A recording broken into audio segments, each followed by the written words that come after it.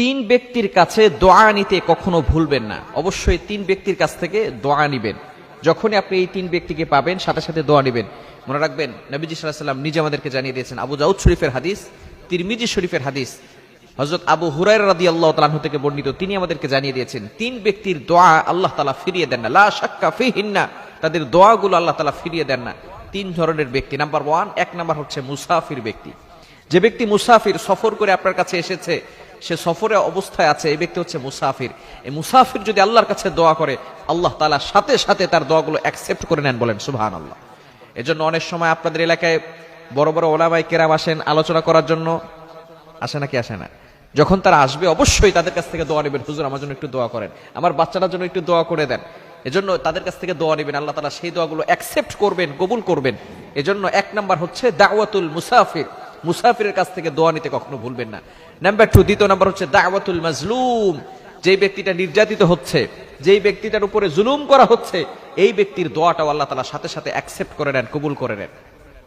অনেক সময় আমরা মানুষের উপরে জুলুম করে ফেলি, খবরদার আপনার কোনো কথায়, আপনার কোনো কাজে যাতে করে কোনো মানুষ কষ্ট না পায়।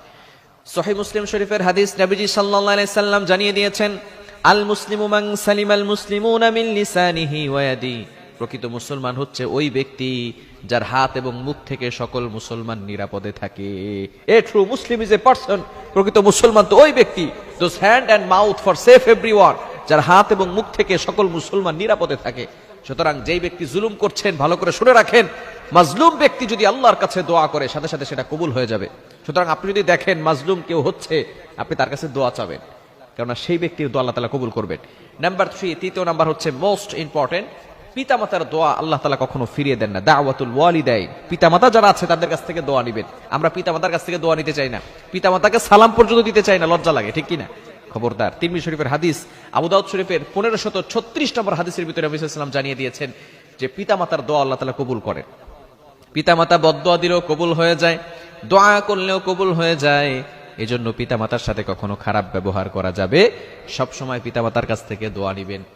নবীজি সাল্লাল্লাহু আলাইহি সাল্লাম জানিয়ে দিয়েছেন, পিতামাতা হচ্ছে তোমার জন্য জান্নাত, পিতামাতা তোমার জন্য জাহান্নাম। হুমা জান্নাতুকা ওয়া নারুকা, ইউর প্যারেন্টস আর হেভেনলি ওর হেল, পিতামাতাই হচ্ছে তোমার জন্য জান্নাত, পিতামাতাই তোমার জন্য জাহান্নাম।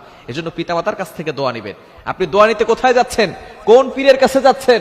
কোন হুজুরের কাছে যাচ্ছেন? জান্নাত তো আপনার ঘরে পড়ে আছে।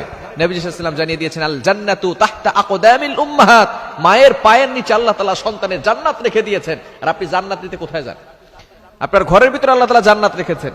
এজন্য পিতামাতার কাছ থেকে দোয়া নিতে পারবো তো ইনশাআল্লাহ? পিতামাতার কাছ থেকে দোয়া নিবেন। মুসাফির ব্যক্তির কাছ থেকে দোয়া নিবেন, তাদের কাছে দোয়া চাইবেন। মাঝে মধ্যে মুসাফির ব্যক্তিকে হাদিয়া দিবেন, পিতামাতাকে হাদিয়া দিবেন। আপনার খরচ করার সর্বপ্রথম যেই স্থান হচ্ছে সেটা হচ্ছে পিতামাতা। সর্বপ্রথম খরচ আপনি কোথায় করবেন? পিতামাতার জন্য করবেন। যেহেতু পিতামাতা অনেক কষ্ট করে আপনাকে, কিন্তু তাদের উসিলে আপনি দুনিয়াতে আসতে পেরেছেন। একজন মা কতটা কষ্ট করে, যখন তার সন্তানকে প্রসব করে তখন কতটা কষ্ট করে। সাধারণত মানুষ 45 ইউনিট ব্যথা সহ্য করতে পারে, কিন্তু একজন মা যখন তার সন্তানকে প্রসব করে 45 নয় 57 ইউনিট ব্যথা সহ্য করে। এজন্য অবশ্যই তাদের কাছ থেকে দোয়া নিতে আমরা ভুলবো না। আল্লাহ পাক রব্বুল আলামিন আমাদের সকলকে এই বিষয়গুলো বুঝার তৌফিক দান করেন।